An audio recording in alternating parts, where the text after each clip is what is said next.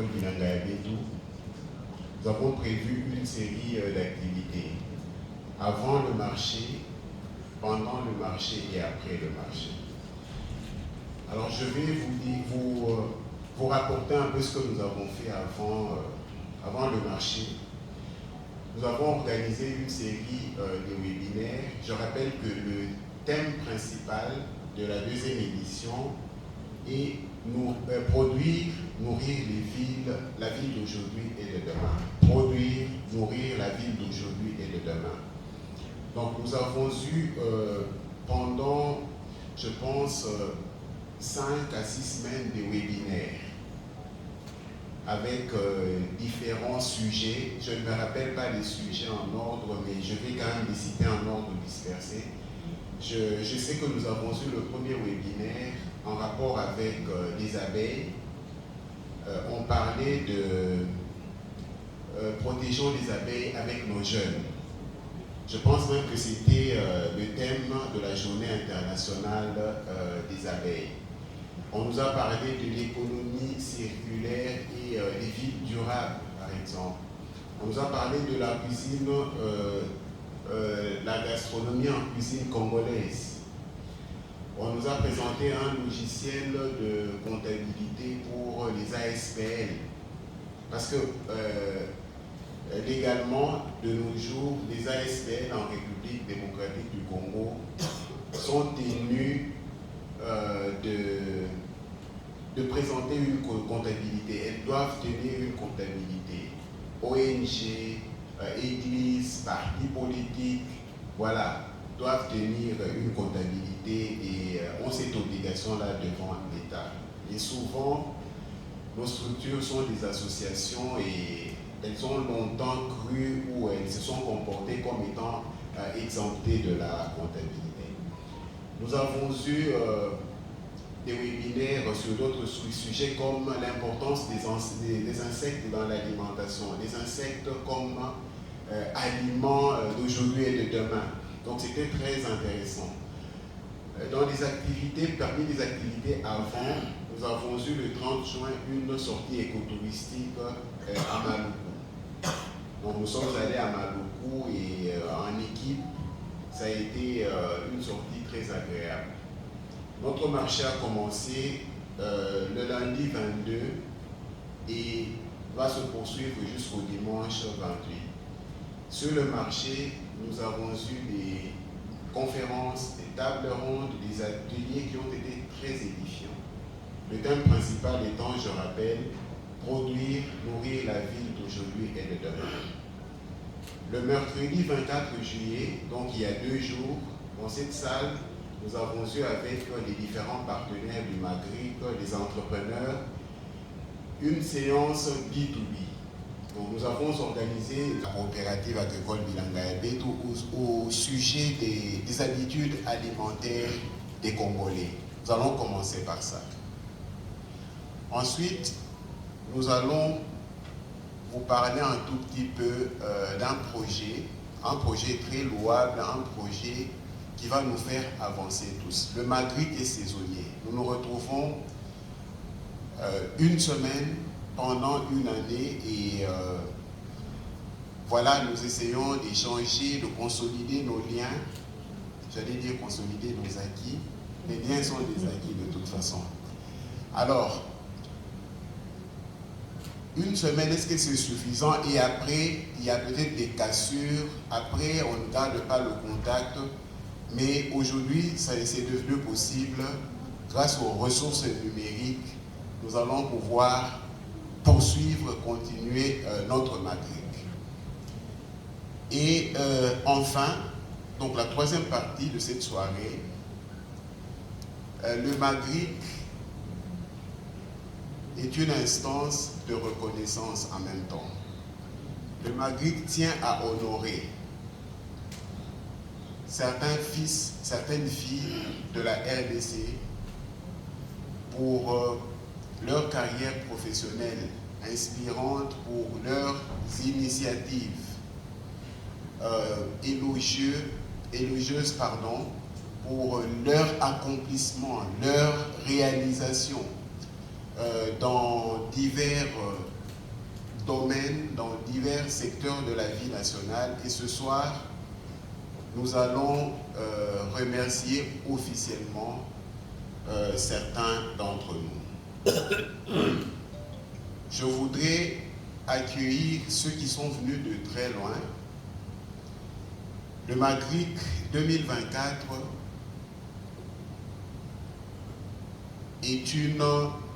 est un événement international dans la mesure où nous avons reçu des entrepreneurs en provenance de la République centrafricaine. Je vois Madame Stéphanie Bombaté est parmi nous. Madame, vous pouvez vous tenir debout. Voilà, donc elle vient de très loin, elle vient de Bangui. Nous avons accueilli de Pointe-Noire au Congo, d'en face, Madame Claire Marel Ngungu. Madame, vous êtes la bienvenue ce soir.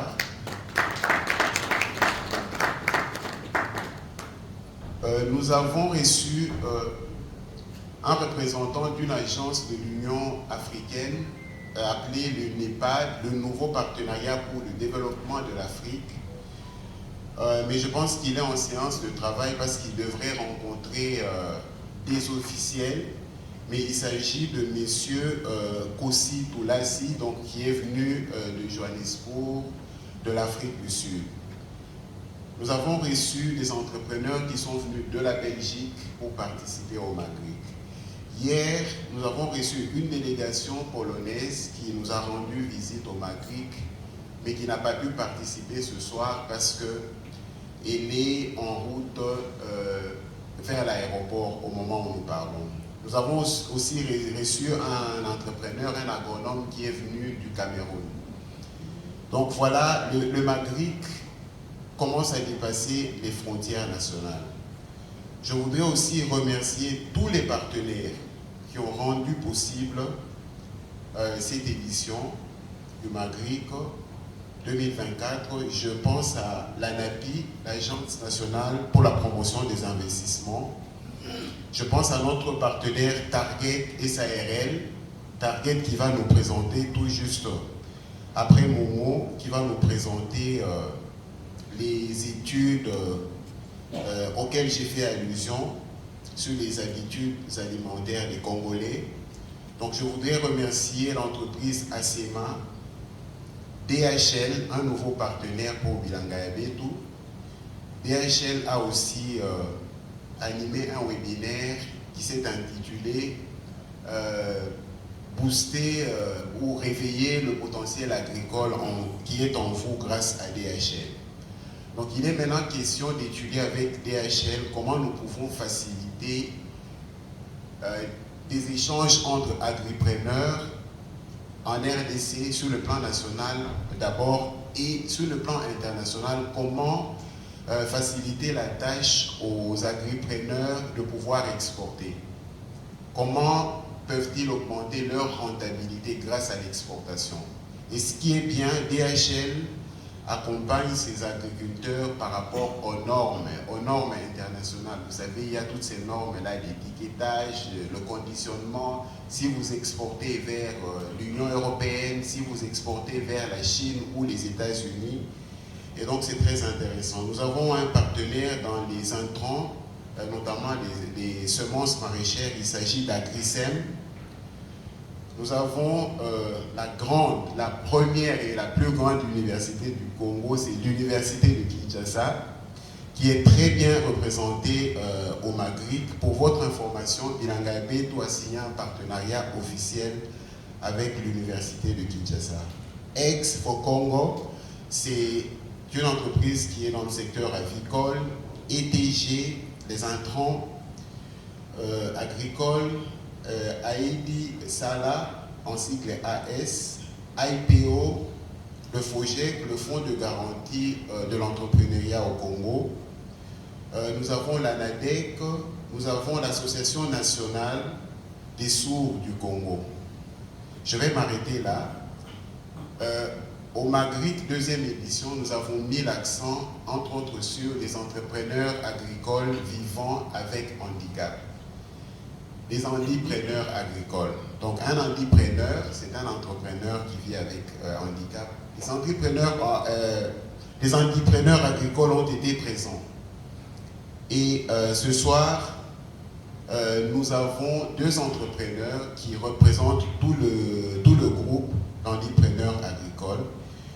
Donc il y a l'ANSCO, il y a le Centre Bartimée, qui est aussi une association des personnes vivant avec handicap dans le secteur agricole. L'incubateur Pull-Up, Farms for Orphans. Si vous avez vu les Mposé, vous avez visité le stand de Mposé, justement, Farms for Orphans.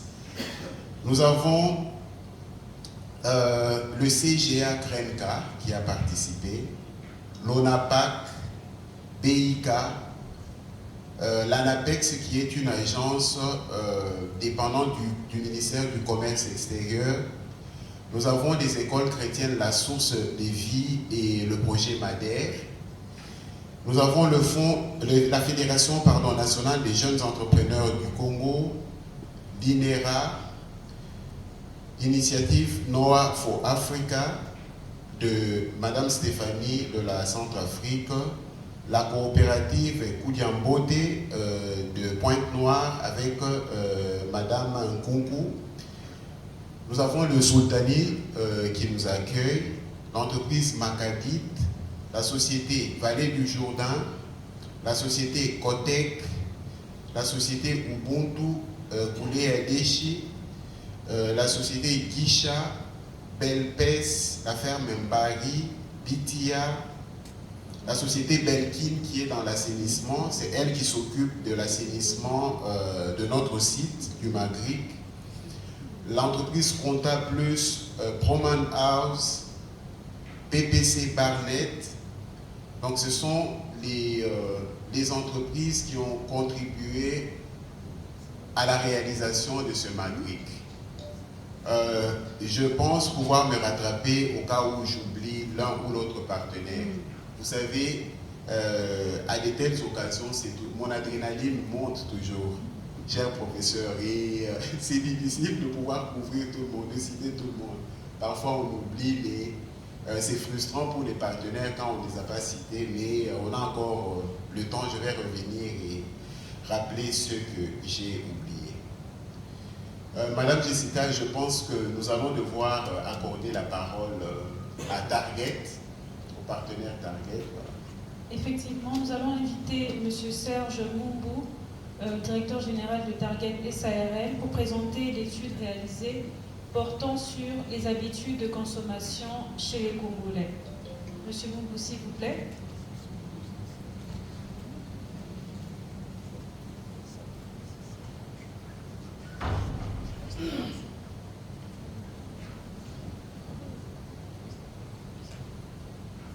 Bonjour tout le monde. Bonjour.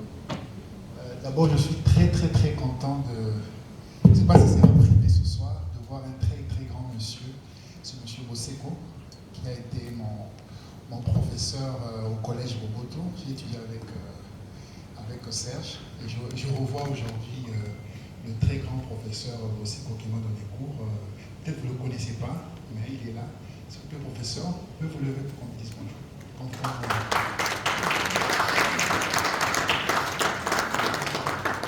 En tout cas, il m'a donné le cours de philosophie, le cours de français. Donc, ce bon français que vous allez entendre ici, sachez. Nous avons deux études qu'on avait réalisées. Bon, la première, c'est habitude de consommation.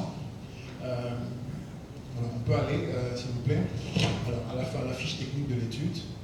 Alors, ici, nous avons interrogé 1540 personnes.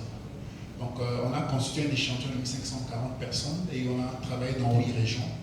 On a fait des appels téléphoniques parce qu'il y a plusieurs méthodologies pour la collecte des données. On peut faire en face à face, on peut faire des appels téléphoniques. Alors, nous avions une base de données.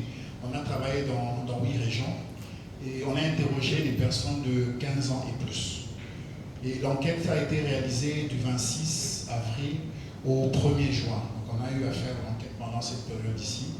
Et comme on a dit, c'était la méthode CATI. Alors pour l'échantillon, on a veillé, d'après les données de l'INS, à veiller à ce que l'échantillon, qu'on puisse respecter les quotas selon les tranches d'âge selon le poids démographique de chaque province. Nous avions posé aux gens la question de savoir quel type de produits agricoles avez-vous consommé au cours des 7 derniers jours. C'est la question qui a été posée. On avait mis une liste et on a demandé aux gens dans la liste quels sont les produits agricoles qu'ils ont eu à consommer. On avait mis ensemble les différents produits qu'on a essayé de regrouper, notamment les herbes et épices, on avait les produits laitiers, les légumineuses, viande et produits carnés, on avait les fruits, nous avions les céréales, on avait poissons et fruits de mer, on avait les légumes. Donc on a essayé de catégoriser et dans chaque catégorie, nous avions donné les sous-catégories. Alors l'enquête ici montre que ce sont les légumes qui sont venus largement en tête avec 80%. 80% des personnes qu'on a interrogées ont cité les légumes au cours des 7 derniers jours, parmi les produits qu'ils ont eu à consommer, et suivi des poissons qui ont été consommés par 70% des personnes, et les céréales, notamment maïs, orge, c'était à 66%. Ici, ce qu'on a constaté, c'est que les épices, notamment persil, ail, gingembre, les personnes, peut-être les consommateurs, ne savent peut-être pas que ça entre dans les produits. Voilà peut-être pourquoi ils n'ont pas cité en grand. Là, c'est à peine 40%. Et on a aussi les produits laitiers. Donc tout ce qui est lait, fromage, yaourt, là, c'est à peine 53%. Donc la tendance ici, c'est vraiment d'abord les légumes. Donc ce sont les légumes qui sont les plus consommés à 80%. Alors on a essayé de répartir selon les provinces. Comme on l'avait dit, on a travaillé dans 8 régions. Donc on avait le Congo central, on a l'Équateur, on a le Kasaï oriental, le Katanga, on a Kinshasa, on a le Nord Kivu, nous avons la province orientale, ainsi que le Sud Kivu. Et là, vous voyez qu'en termes de légumes, les légumes viennent en tête partout. Donc, quelles que soient les provinces, nous avons les légumes et les tendances globalement sont les mêmes, même si on a constaté qu'au niveau des fruits et légumes, au niveau de la province orientale, le score est vraiment très bas. Donc, il y a des scores qui sont très bas au niveau des fruits pour ce qui concerne la province orientale. Et quand on regarde par exemple au niveau des différentes provinces, parce qu'on peut analyser pour savoir où est-ce que les légumes sont les plus consommés, on a vu que c'est au niveau du Sud Kivu et de Congo central où on est à 89%. Mais de manière générale, la consommation des produits agricoles est plus élevée au Congo central. Parce que vous allez voir que les scores du Congo central, quels que soient les produits, généralement c'est là où on a la tendance les plus fortes. Ça c'est de manière générale, ça c'est la première information qu'on a eu à tirer. Et lorsqu'on regarde également, s'il vous plaît, excusez, c'est comme si vous ne voyez pas. Et lorsqu'on regarde, pour ce qui est des autres provinces, comme on l'a dit, ça suit globalement les mêmes tendances, même si certains scores peuvent paraître faibles dans certaines provinces, notamment par exemple au Katanga, on voit que c'est élevé, mais au niveau des fruits, c'est quand même un peu faible. Donc ça, c'est une répartition par province pour montrer. Et ici, l'indication, c'est que ça donne aux gens, pour savoir, par exemple, si on veut faire des produits agricoles, quelles sont les provinces dans lesquelles on peut le plus partir parce que la consommation semble être la plus élevée. Alors, nous leur avons quand même demandé aussi, en termes de quels produits agricoles aimeriez-vous le plus consommer? Parce que c'est vrai qu'ils consomment actuellement, mais on leur demande quand même quels sont les produits que vous aimeriez le plus consommer. Alors ici, de manière générale, les gens veulent que ce soit encore les légumes. Donc les légumes encore viennent viennent globalement, les légumes viennent en tête lorsqu'on regarde en termes d'intention de consommation. Donc ici, l'indication, ça veut dire que si vous produisez des légumes, soyez sûr et même certain qu'il y aura toujours des personnes qui peuvent faire. Alors ici, on ne voit pas l'aspect rentabilité, mais on voit plutôt en termes de besoins. On trouve que par rapport aux provinces, c'est cela. Alors que lorsqu'on regarde, par exemple, pour certains types de produits, et comme on l'avait dit, on voit par exemple au Nord Kivu, pour les fruits, c'est très bas. Donc ça montre qu'en termes des habitudes, là-bas, les fruits semblent être très bas, alors que les intentions, par exemple pour l'Équateur, les fruits semblent être un peu plus élevés. Et lorsque nous regardons par exemple pour les céréales, par exemple, on voit qu'au niveau du Nord Kivu, là, les scores semblent être un peu plus élevés. Donc ce tableau ici nous donne plus ou moins les besoins en termes d'intention, ce qui veut dire que si on veut investir, on peut savoir globalement dans quelle province, quel type de produits agricoles on est susceptible de pouvoir faire. Alors ici, la question était de savoir, entre les produits agricoles locaux et les produits agricoles importés, lesquels préférez-vous le plus consommer? Donc on a demandé en termes d'intention. Parce qu'en termes de préférence, c'est toujours important que les personnes s'expriment.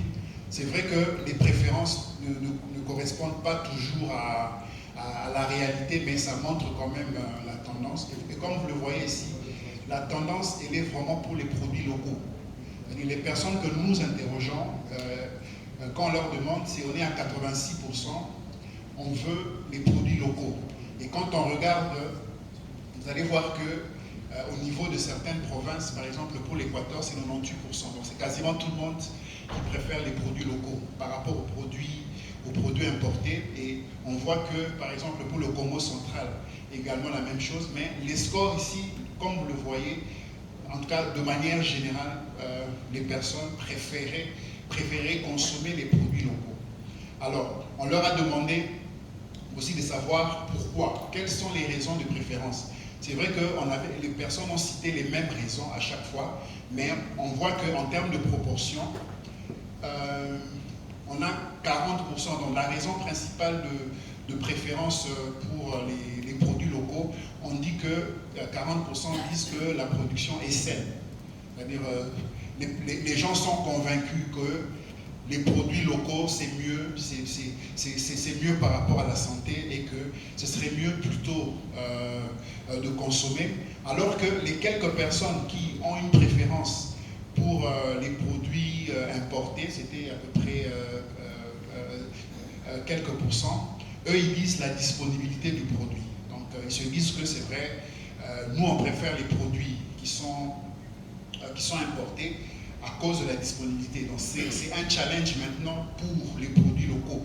Parce que généralement lorsqu'on fait des analyses, ce qu'il faut faire c'est se dire quelle est la force des autres et exploiter la force des autres. Donc la force aujourd'hui des produits importés, c'est d'abord la disponibilité. C'est la raison principale qui a été évoquée à 22%.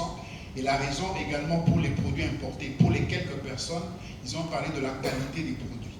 Donc, selon eux, la qualité des produits est meilleure et on est garanti qu'avec les produits importés, on est meilleur. Ce qui veut dire qu'il y a un effort également à faire et ceux qui préfèrent également les produits importés à 11% disent que c'est un meilleur goût.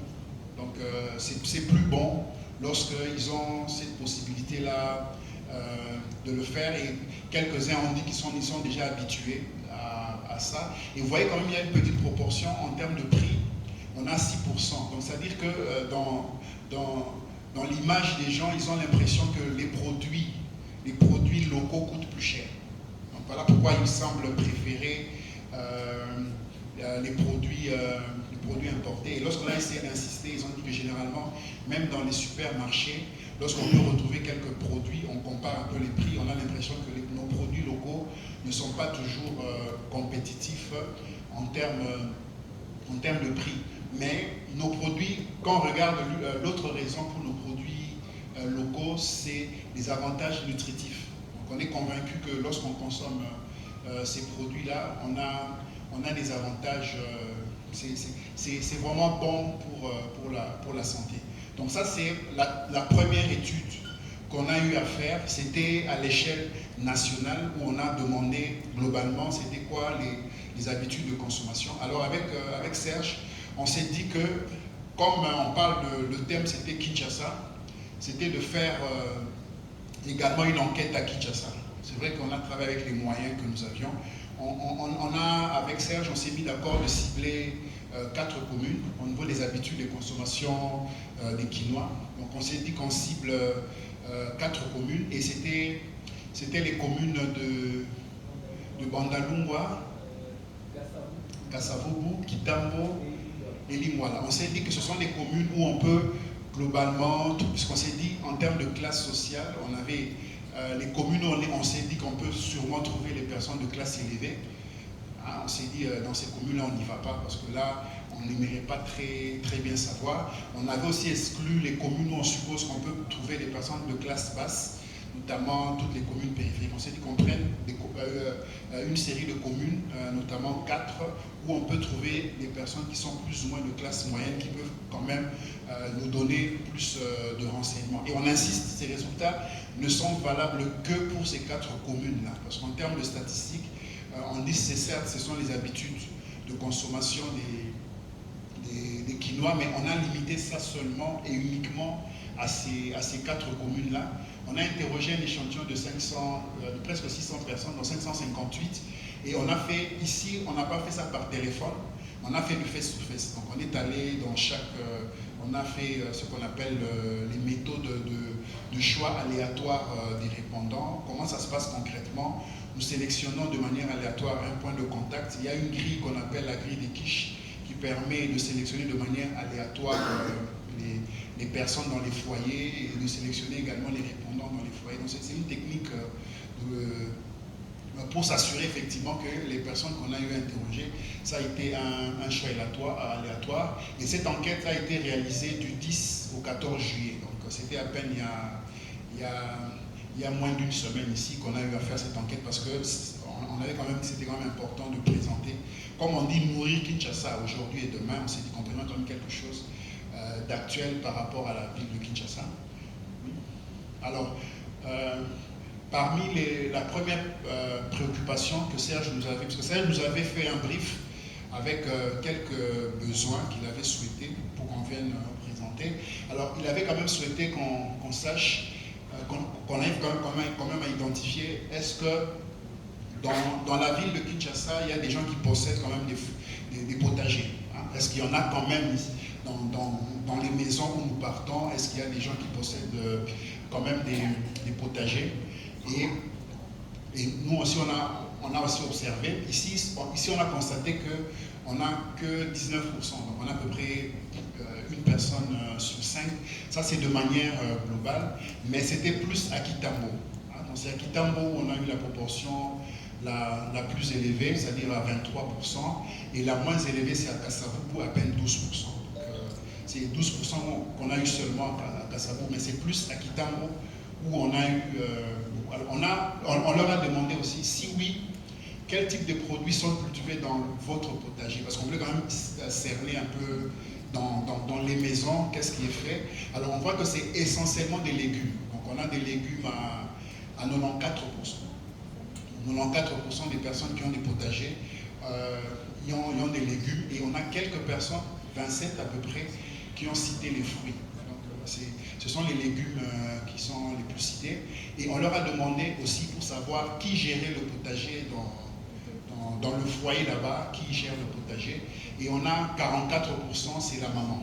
Parce qu'on avait mis les membres de famille pour savoir qui gère, et on a 44% qui gèrent. Quelques personnes ont cité, 14% ont parlé du papa, et d'autres ont cité toute la famille, et quelques personnes ont cité les enfants. Donc ici, l'indication, ça veut dire qu'au moins, on sait que si on veut promouvoir cette activité, il faut plus éduquer les femmes, parce que les femmes ont le temps de pouvoir rester et de pouvoir suivre. Ça, c'était la première information. Alors la deuxième information qu'on nous avait donnée dans le brief, c'était si on veut savoir si les gens pratiquent l'élevage à domicile. Donc, la pratique d'élevage, est-ce que dans les maisons, les gens ont quand même cette possibilité-là? Alors là, les chiffres sont très faibles. Donc c'est à peine 10% qu'on a eu à trouver de foyers, parce que, comme souvent on dit qu'on n'a pas de statistiques, à notre niveau, on s'est dit qu'on essaie quand même de produire quelques statistiques. Donc, on a trouvé que 10% de personnes qui pratiquent l'élevage. Et là également, c'est à Kitambo, où nous avons seulement 15%. C'est vrai que c'est un peu plus élevé. Et le score le plus bas, c'est au niveau de Bandalungwa. Alors, on a demandé aussi, c'est quel type de volaille, quel type d'élevage qui est fait. Et là, on est à 61%, c'est les volailles. Donc là, c'est plus les volailles, et quelques personnes font les porcins, etc. Mais c'est essentiellement l'élevage des volailles.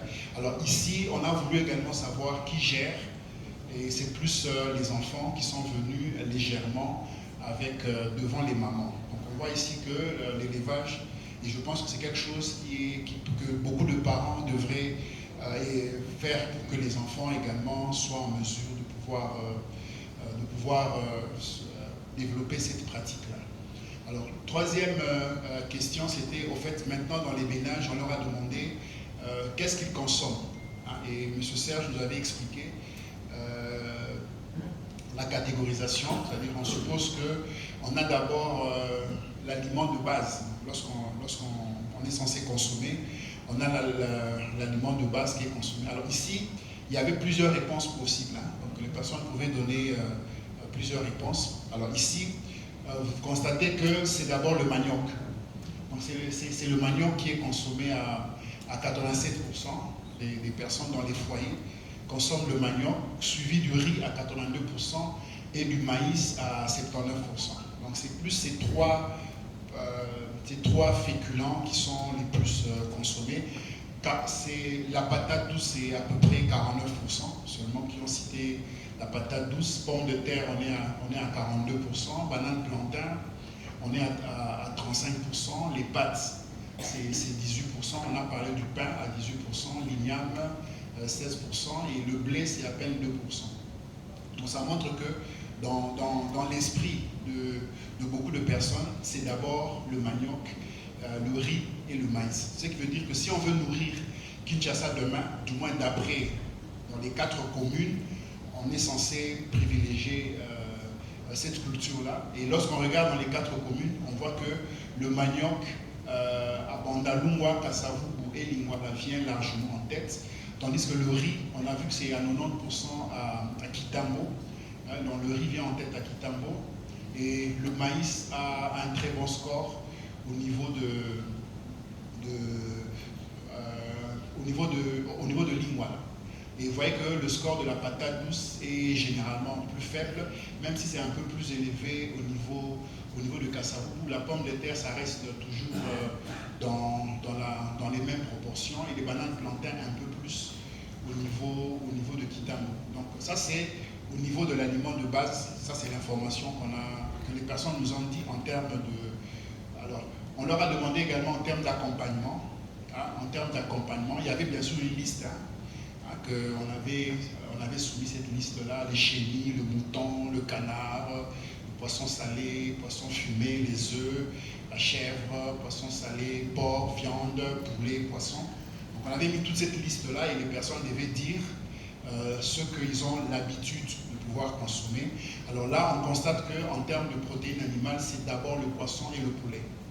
Donc c'est ce qui semble être le plus consommé.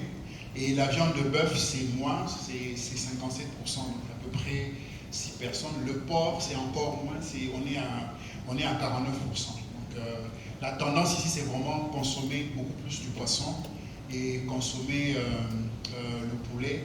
Et les autres, les scores semblent être quand même bas, notamment quand on voit les chenilles, c'est à peine 6%, le mouton, c'est 13%, le canard, c'est 16%. Donc ça veut dire qu'actuellement, s'investir dans le poisson et le poulet, on a cette possibilité-là d'espérer avoir beaucoup plus de gens.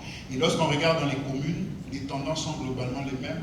Le poisson est en tête partout, sauf au niveau de Kitambo, où on a beaucoup plus le poulet. Et les tendances pour les autres, on a globalement les mêmes. Et pour les poissons, on avait quand même fait la différence aussi avec le bitoyo pour voir un peu si le bitoyo était consommé. Mais on voit que globalement, les scores sont encore faibles, notamment pour les chenilles et autres, en termes d'accompagnement comme protéines animales. Alors, on leur a demandé également en termes de fruits, en termes de légumes feuilles, qu'est-ce qu'eux, ils consomment. La liste était là, il y avait la feuille de manioc, il y avait les matembele, il y avait le bitekoutekou, il y avait l'oseille, il y avait les épinards. Et globalement, c'est ce qu'on appelle le pondu, hein, donc, qui est venu à 96%. Donc, quasiment tout le monde, ils disent qu'ils ont l'habitude de consommer le pondu et le matembele à 90%. Et bien sûr, les bitekoutekou, c'est vrai, c'est 82%, ça reste quand même élevé. Mais le top 2, on a ce qu'on appelle feuille de manioc et matembele. Et quand on regarde, les matembele, c'est plus à Kasavubu et à Lingwala. Mais globalement, ce sont ces fruits-là qui sont les plus consommés. Et comme on a dit, ça c'est une étude quantitative qui vous donne les tendances. Et on est censé faire des études qualitatives si on veut arriver à approfondir les résultats. Alors, ça c'est globalement ce qu'on a fait comme travail. Donc, globalement, donc en résumé, ce qu'on peut juste retenir, comme on l'a dit, c'est que de manière générale, ce sont les légumes. Donc, les légumes, c'est quelque chose qui est... lorsqu'on a regardé à l'échelle nationale, nous avions les légumes, mais lorsqu'on est maintenant entré en profondeur, on a vu que nous avons ce qu'on appelle le plat. Et je me rappelle, ça c'était, on a présenté au niveau du plat principal, hein, parce qu'on n'est pas allé dans le petit déjeuner, parce qu'on suppose que parfois c'est compliqué ici à Kinshasa, c'est pas tout le monde qui nécessairement prend son petit déjeuner, qui prend c'était petit déjeuner, déjeuner, souper, dîner et autres. Ce n'est pas nécessairement cette catégorie, mais on leur a juste demandé votre plat principal. Donc voilà globalement ce qu'on a dit. Et en termes de recommandations, en termes de recommandations, c'est vrai que on peut dire que le quinoa ou le congolais de manière générale, il consomme par rapport à la disponibilité. Donc il achète parce que c'est disponible. Ce n'est pas nécessairement qu'il consomme parce qu'il le veut. Mais c'est disponible. C'est que je dis qu'aujourd'hui, les produits qui sont disponibles, ce sont les légumes et autres. Mais nous estimons qu'on peut voir dans quelle mesure faire l'éducation des personnes. Parce que beaucoup de gens se rendent compte de la nécessité de diversifier à partir d'un certain âge. C'est-à-dire lorsque le médecin va vous dire, effectivement, stop, faites attention, équilibrez votre sucre, évitez ceci, évitez le sel, c'est en ce moment-là que les personnes vont commencer à développer cette alimentation équilibrée. Alors que si vous regardez même dans les dessins animés ailleurs, vous voyez que déjà chez les petits-enfants, on insiste. On dit voilà, il faut déjà manger 5 fruits par jour, il faut manger diversifié. Donc on estime qu'il y a un travail d'éducation qui doit être fait pour montrer l'intérêt d'avoir une alimentation variée où on a des féculents, des protéines. Parce que certaines personnes nous ont même dit que, je crois qu'il y avait même quelques réponses, ils disaient qu'ils n'ont pas de plat principal. Donc c'est quand même dur pour eux de pouvoir savoir je vais manger quoi exactement. Donc ça c'est un élément important. Éduquer les gens en termes de diversification pour que les gens comprennent. Je pense que si les gens sont bien éduqués, je pense que même certains produits qu'on n'a pas, qui ont eu des scores très bas, notamment les chenilles, les oseilles et autres, pourront encore être plus consommés parce que les gens ne connaissent pas nécessairement les autres. Et comme on a dit, les légumes locaux, c'est vrai que les gens citent plus le pondu et le matembele, mais vous voyez qu'il y a beaucoup d'autres légumes que les gens ne connaissent nécessairement pas. Et peut-être que les gens n'ont nécessairement pas goûté. Donc je pense que dans les différentes foires ou activités qu'on est censé organiser, voir peut-être comment faire des dégustations pour que les gens comprennent. Parce que moi, par exemple, je me rappelle quand je grandissais, j'avais horreur, excusez-moi, de ce qu'on appelle le truc là qui est comme dongo. J'avais l'impression que je mangeais Voilà.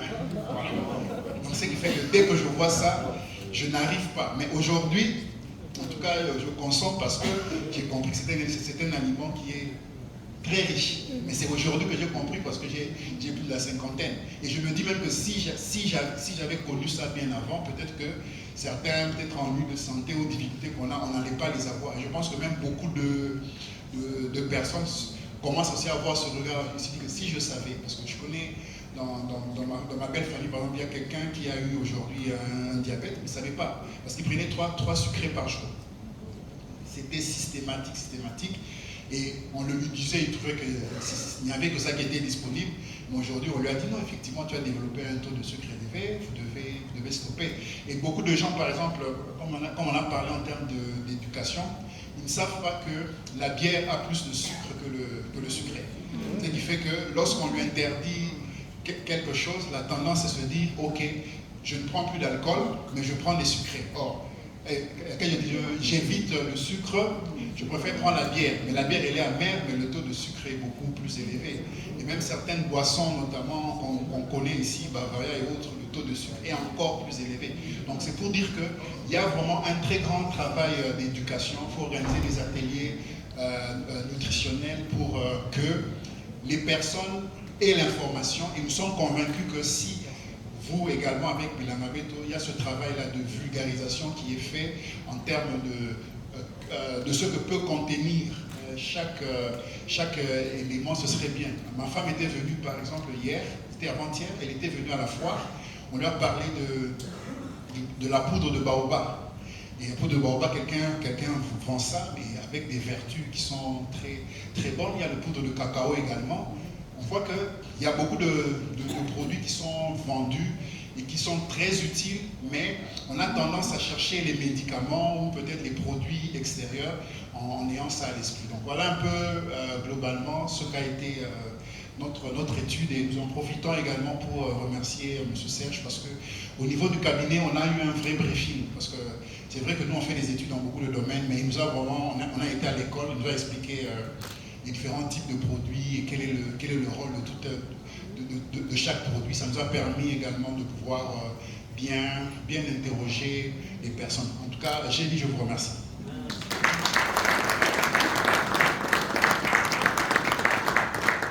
Merci beaucoup, Monsieur Moubou, pour cette très belle présentation, très instructive, très intéressante. Je suppose qu'il y a des questions. On va prendre quelques questions dans l'assistance. Ok.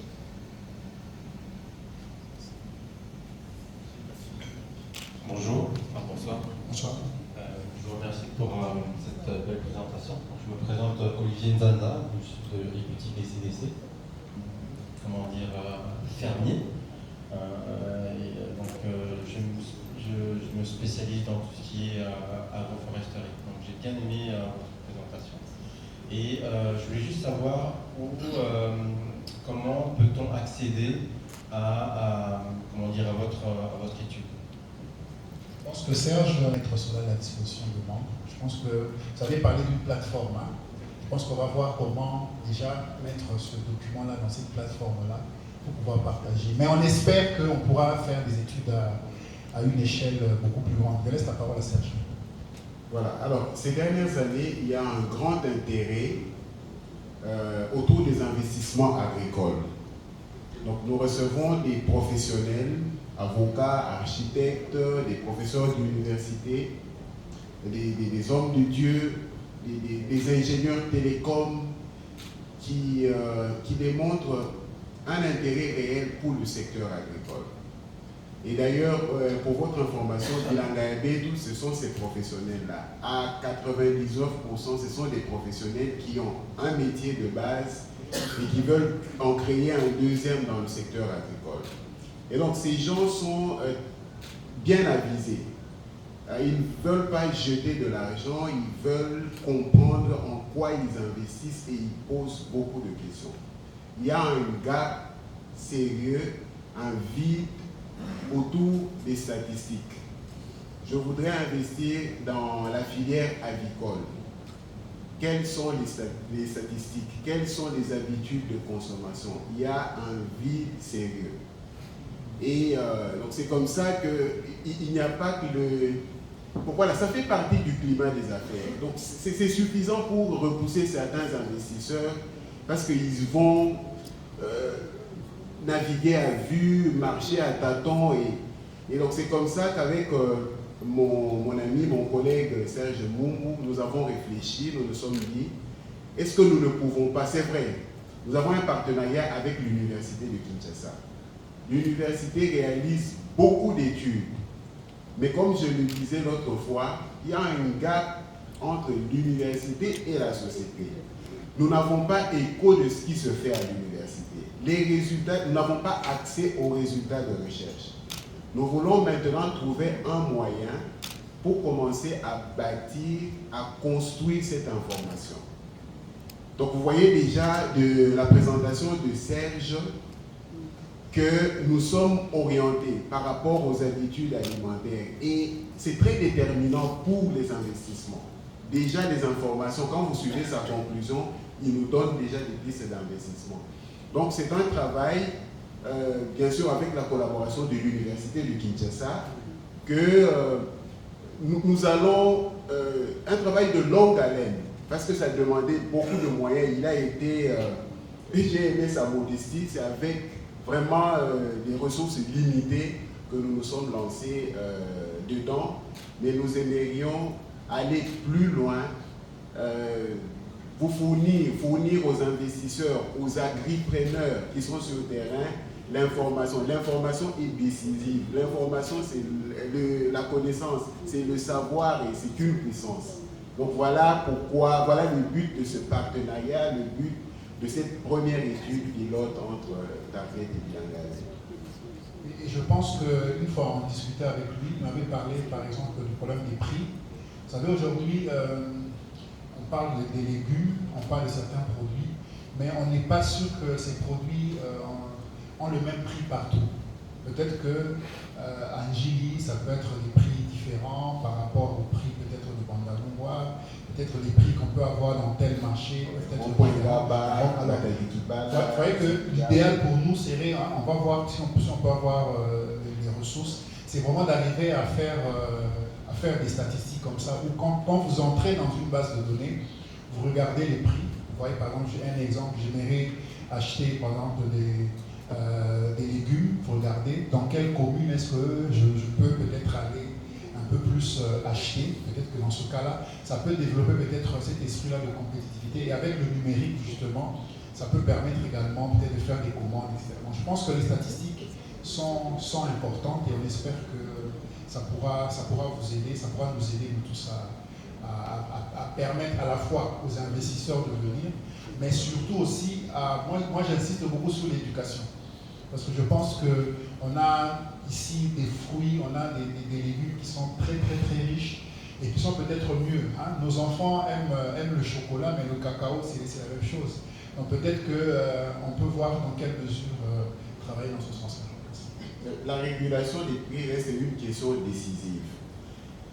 Il est difficile de travailler déjà en amont, de conclure avec un producteur. Vous allez le voir, vous lui dites, moi j'ai besoin de votre maïs, j'ai besoin de votre pomme de terre, manioc. Est-ce qu'en amont, nous pouvons signer un contrat? Est-ce que nous pouvons... il a peur, il est inquiet. Oui, je comprends son inquiétude, je lui donne raison parce qu'il vous dira, ce sont les conditions de production qui vont déterminer mes coûts. Moi, je ne sais pas fixer mes coûts à l'avance. Mais nous pensons que s'il y a une régulation des prix,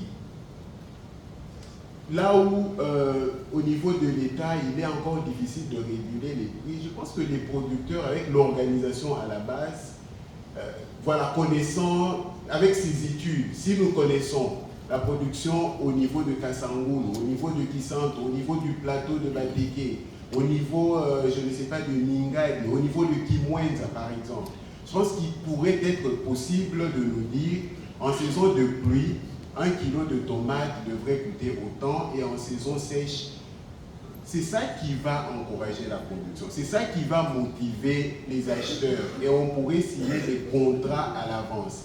les producteurs ne vont se concentrer que sur la production et ça va faire vivre la chaîne de valeur. Donc aujourd'hui, sans régulation des prix, voilà, nous sommes sur un terrain où chacun balance. Voilà, je balance comme je l'entends et je pense que ces études, cette collaboration devrait nous mener sur cette piste-là. Est-ce qu'il y a encore des questions, voilà, Eric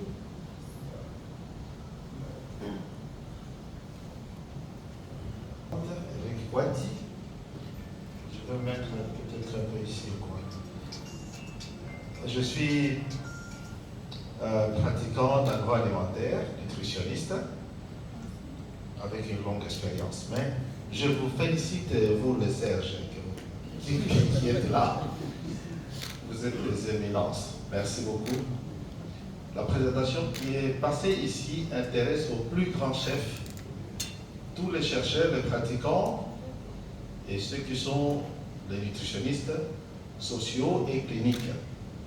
Moi, je suis nutritionniste transformateur, mais je suis aussi clinicien, parce que pour transformer, j'ai commencé par savoir ce que ça donne dans l'organisme. Monsieur Serge, le tableau qui est peint ici, quand on le... Monsieur Serge de gauche, je ne parle pas du fondateur, et je félicite encore une deuxième fois. Le tableau qui est peint ici, quand on le regarde, on a l'impression que le Congolais s'alimente bien, qu'il choisit bien ses aliments. Parce qu'en fait, vous avez mélangé un ménage. Mais les indicateurs de santé dans le ménage comptent plus les enfants après l'allaitement maternel, en tout cas les enfants de 0 à 5 ans. C'est ce tableau qu'on publie, où on nous met pratiquement avant-dernier, pour ne pas dire dernier, le Yémen n'est pas compté comme un pays agricole, il est au carrefour des conflits, des océans. Donc nous sommes derniers dans l'indice nutrition au monde, mais on compte les enfants de 0 à 5 sur ce classement-là surtout. Et chez ces enfants-là, dans toutes les études qu'on nous montre, même les études de chez nous, c'est les légumes et les fruits qui manquent dans le régime de l'enfant. Et pourquoi je dis ça, que ça manque? Parce que dans la cuisine de nos ménagères africaines, congolaises principalement, la peinture que vous faites ici, ça c'est un maquillage. Mais il y a là-dedans dans la cuisine une grande place de l'huile. Ça peut être l'huile de palme ou d'autres huiles importées. Les légumes sont sains, mais à la cuisson, la ménagère enfonce une bouteille de Vitalo. Je m'excuse, je ne parle pas de Vitalo boisson, mais la bouteille, la grosse bouteille d'huile dans la préparation. Il y a l'huile qui entre et qui fausse tout. Il y a le sel, ça ne compte pas, ça n'est pas mentionné ici. Il y a le sucre qui entre, qui n'est pas ici.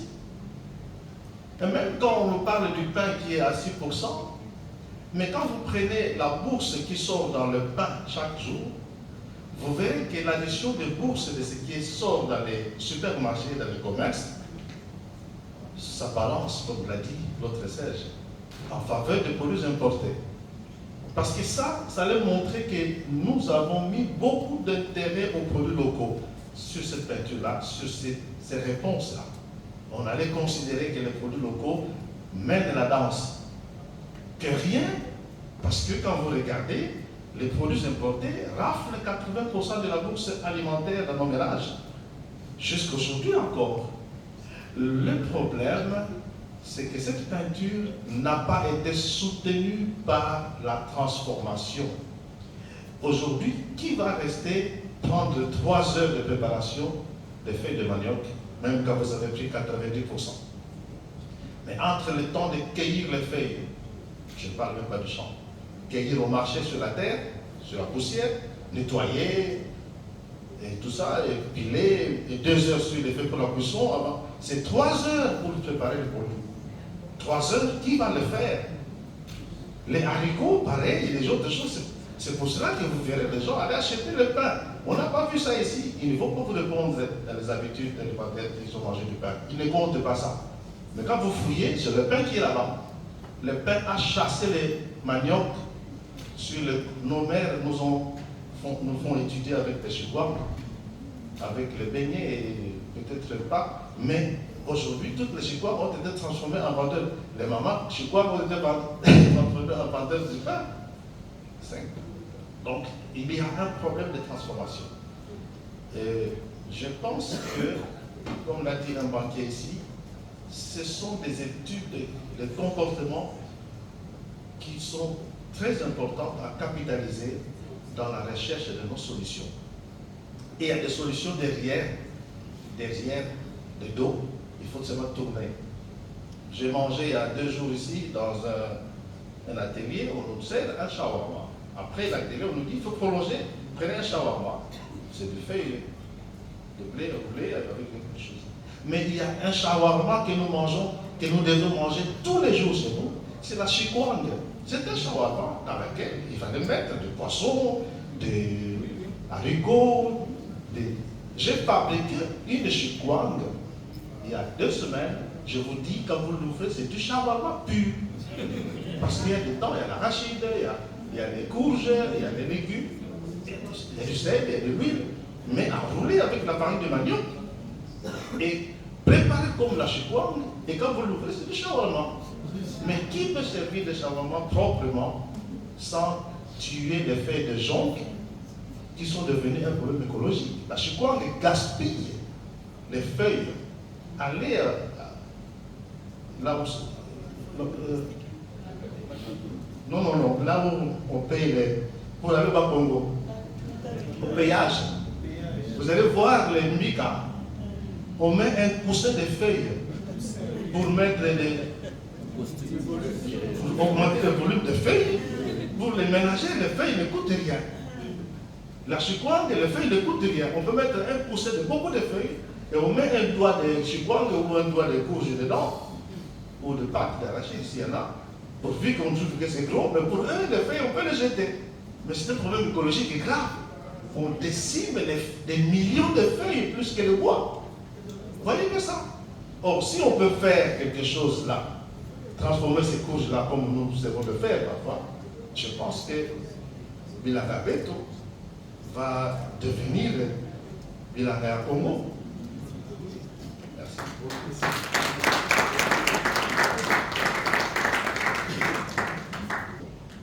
C'est le professeur Yanjou Marie-Claire. Je suis nutritionniste aussi et biotechnologiste. Et je suis très ravi de la conférence d'aujourd'hui qui me prépare la suite de demain. Toutes les questions qui sont posées ici trouveront peut-être une réponse, si pas une solution, parce que nous avons mené des études aussi. Et vous avez présenté déjà une partie de ces études. Maintenant, nous allons entrer dans le rôle de la transformation, justement. Pourquoi les nutriments n'arrivent pas dans l'assiette? La cause de malnutrition, comme il est dit, dans notre pays, c'est beaucoup plus lié aux techniques de cuisson, aux techniques de transformation. Et nous allons essayer de présenter aussi des études que nous avons menées dans au moins 4 provinces, je vois 4 ou 5 provinces, presque la même méthodologie, mais nous avons étudié beaucoup plus les comportements, les sources d'approvisionnement, et ça c'est pour demain. Mais je crois que nous revenons à ce partenariat université-société. C'est pourquoi cette fois-ci, le recteur de l'université de Kinshasa a décidé que nous puissions descendre vers la communauté au lieu toujours de demander qu'on monte. Que les étudiants montent, mais que les chercheurs qui ont trouvé descendent pour aller vulgariser. Et je vous invite pour la matinée de demain parce que nous allons faire la suite de ce qu'il a présenté aujourd'hui. On va vous donner les méthodes qu'on nous a toujours vantées ici, des luttes contre la malnutrition ou de la prévention, de la lutte contre l'insécurité alimentaire. Et puis, nous allons vous amener des résultats des innovations qui montrent comment on peut répondre à toutes les questions qu'on a, ici même envisager des pistes et des solutions. Pour les feuilles d'emballage de la chikwambe, je crois nous allons en parler demain, mais il faut domestiquer tout. On ne peut pas continuer avec la cueillette. Ce n'est pas la domestication. Quand il s'agit d'une industrie, aujourd'hui nous allons faire l'agribusiness, l'industrialisation de la chikwambe. La chikwambe est définie comme un produit de manioc fermenté, emballé dans ces feuilles-là. On ne va pas changer cette définition, sinon ça ne répond pas à la norme. Et ça ne peut pas être vendu officiellement, sauf dans les marchés africains ou les marchés de familles en Europe. On sait que maman telle a na Kwanga, et tout le monde va là-bas pour acheter. Mais si nous devons vendre officiellement. Merci. À une grande transversalité. Pendant toute la semaine au Maghreb, nous avons reçu des médecins, nutritionnistes, ingénieurs, politologues, philosophes. Un philosophe a parlé sur le sujet. Et demain, c'est produire, nourrir la ville d'aujourd'hui et de demain grâce à la recherche scientifique. Donc nous aurons 6 ténors de l'université de Kinshasa qui viendront au stade Albert Ier sur le site du marché agricole. Cette attitude nous enchante, professeur, parce que, voyez, initialement on nous demandait de grimper la colline, monter, aller vers la colline inspirée. Mais Dieu merci, vous avez revu la décision, vous revenez l'université dans la cité. Et ça c'est très important, très significatif pour nous. Donc c'est ouvert, c'est un sujet qui est ouvert, tout le monde peut contribuer. Voilà. J'aimerais aussi ajouter que nous aussi nous sommes très ouverts. On va vous donner nos cartes, donc on peut toujours réfléchir. Et s'il y a un certain sujet pour lequel on peut travailler ensemble, comme nous sommes très ouverts dans ce sens-là. Merci. Prof, docteur, il y a un prof qui demande. Merci. Je m'appelle professeur Moutambou Chambo, professeur à l'université de Kinshasa, mais psychiatre aussi, et membre de CIC aussi, parce que je ne suis pas peut-être le parent, mais je suis paysan. Je n'ai pas une question, mais je vais plaider ma cause de poisson. Vous avez vu, le poisson occupe la 2e place après les légumes. Mais on mange combien de kilos par an de poisson? Mais qui ne dit pas que le poisson meurt de vieillesse dans ce pays? Combien ont enterré ces poissons? Non. C'est le meilleur aliment, jusqu'à nouvel ordre. Et c'est pourquoi j'ai fait ça. Pour ne pas dire que je suis meilleur jusqu'à nouvel ordre. Sachez qu'au jour d'aujourd'hui, les Congolais mangent 5 kilos ou 800 grammes de poisson. C'est un nutritionniste. 5 kilos 800 grammes par an. Ici, on peut demander, poser la question, qui ont mangé le poisson d'eau douce les 2 derniers jours? Et pour ça coûte cher. Et pourtant, c'est l'aliment qu'on peut produire, si pas gratuitement, mais presque gratuitement. Mais personne ne le fait. Vous en l'accompagnez pas. Donc, normalement, il faut faire le poisson. Mais comment? Hier, il y avait, quand le Belge prenait le pays ici, il y avait moins de 5 000, 6 000 personnes pour la ville de Kinshasa. Déjà exploiter le fleuve. 5 000 ou 6 000 exploiter le fleuve. Aujourd'hui, c'est 15 ou 16 millions. Mais nous utilisons le même fleuve. Les poissons que nous mangerons viendront d'où?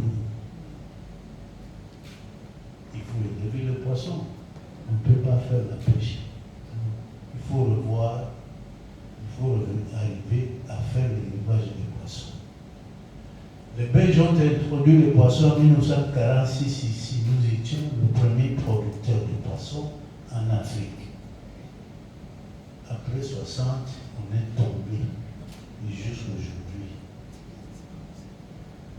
Mais je suis sûr que si on s'y met, on va retrouver la situation. On a tenté et je crois qu'il faudrait relancer. Pourquoi? On a parlé d'élevage en ville. Mais c'était devenu un truc simple. Aujourd'hui, en développant l'aquaponie, on peut faire le poisson n'importe où, même sur le toit des maisons.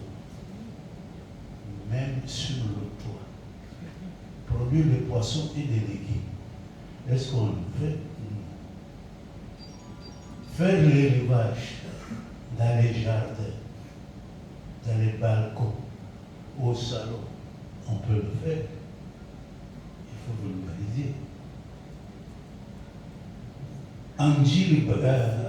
Derrière l'aéroport d'Angil, j'ai fait une expérience de la riziculture. Je suis consommateur du riz. Normalement, on fait le riz à Kingabo et tout. Moi, j'associe le riz avec les poissons que nous aimons, mais que nous ne mangeons pas. Vous faites un poisson au mètre carré. Un, pas deux. Si vous avez 500 mètres carrés, vous mettez 500 poissons qui vont vous donner après quelques mois 200, 300 kilos. Vous aurez produit vos poissons vous-même et le riz aussi. Et ça vous coûterait combien? 0 francs. C'est pour vous dire, faites le poisson.